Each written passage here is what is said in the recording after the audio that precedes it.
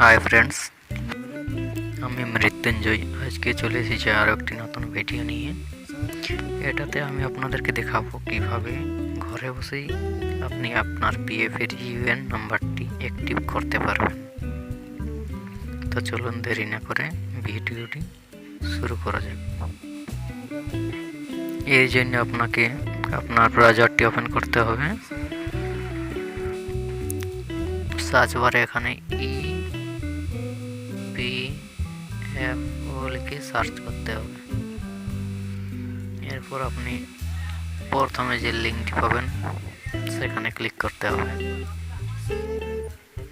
এরপর এখানে দেখতে পাচ্ছেন সার্ভিসেস বলে লেখা আছে, এখানে ক্লিক করে সেকেন্ড অপশানটাতে ক্লিক করতে হবে।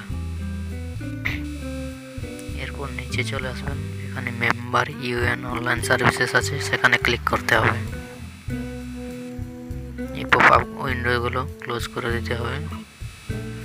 এরপর আবার নিচের দিকে চলে আসবেন, এখানে দেখতে পাবেন অ্যাক্টিভ ইউএন বলে।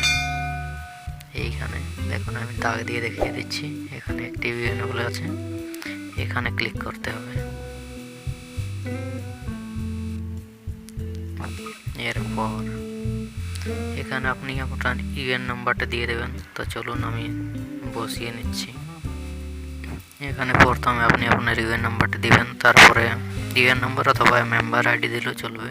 তো আমার ক্ষেত্রে ইউএন নাম্বার আছে, আমি ইউএন নাম্বার দিয়ে দিয়েছি। তারপরে আধার নাম্বার দিতে হবে, নাম দিতে হবে, ডেট অফ বার্থ দিতে হবে ঠিকঠাক করে। আধার কার্ডের সঙ্গে যে মোবাইল নাম্বারটা লিঙ্ক আছে সেই মোবাইল নাম্বারটা দিতে হবে এবং নিচে ক্যাপচাটি ফিল আপ করে চেক বাটনে ক্লিক করে গেট অথরাইজ পিনে ক্লিক করতে হবে। তো আমার ক্ষেত্রে হলো না, আমার অলরেডি আগে করাই আছে, তার জন্য হচ্ছে না। আমার অ্যাক্টিভ করাই আছে, তো আপনারা এভাবে করবেন, অবশ্যই হবে। আর যদি ভিডিওটি ভালো লাগে থাকে তাহলে একটি লাইক করবেন, শেয়ার করবেন এবং আমার চ্যানেলটি সাবস্ক্রাইব করে রাখবেন এই ধরনের আরও নতুন নতুন ভিডিও পেতে।